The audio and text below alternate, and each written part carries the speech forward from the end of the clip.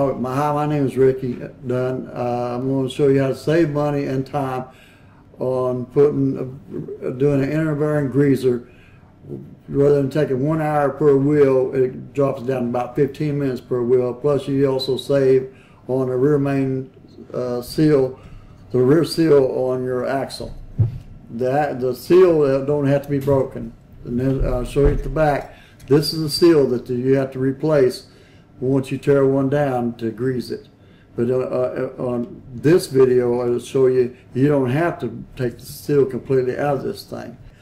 This is an inner bearing greaser. It's long and thin, and it's a crescent shaped, and it's got an opening right here where the grease comes out, and it hooks to a grease gun. Any grease gun will work on it. You just pop it on there, and as you squeeze the grease, it will come out here, shoot out here into the bearing. It's real simple to use. And now I'm going to show you this close up. This is right here is a spindle on a trailer or a truck or a car. This right here is an inner bearing greaser, and it's a crescent shape for a special purpose to grease inside this without having to take this whole thing apart. And if you got a wheel on here, you can actually leave the wheel bolted to this. First of all, you take the pin out, you take the nut off,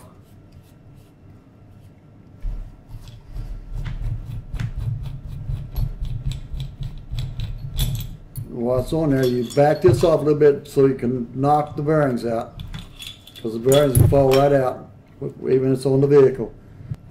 And then you got a back bearing back in there. Let me show you where the back bearing is. Let me take it completely apart.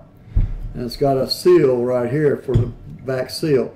Rather than ruin this back seal right here, it stays in the back of the hub for your bearing. The back bearing fits in there, and this right here fits on it, and it stays in place. And it's supposed to be hammered all the way down flat. But in order to grease the back one with the old style, you have to take this out, which tears it up. It costs about $6 to $8. You got this bearing right here. That's the one we're going to grease from the inner bearing. As you can tell, when the grease comes out, it will grease the back one. But I don't want to make a big mess right here. I want to pumping all that grease out of there. After you get that back one greased all the way around, it only takes a few minutes. It's really easy to do because the reason it's crescent shaped, so we can get down in there way to the back of this one.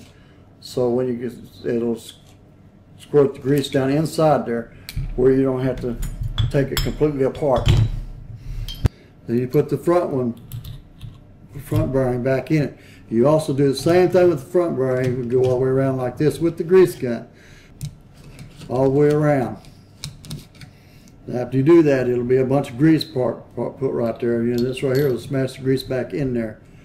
Then you put the bolt back on.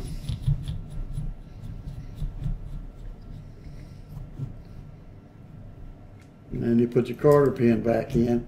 You got a cap that fits on there. With this seal, will never have to be broken off to the back of this thing. And that's how this inner bearing, because it's got a crescent shape on it. That's the reason the crescent shape is to reach all the way to the very back to get to that back bearing.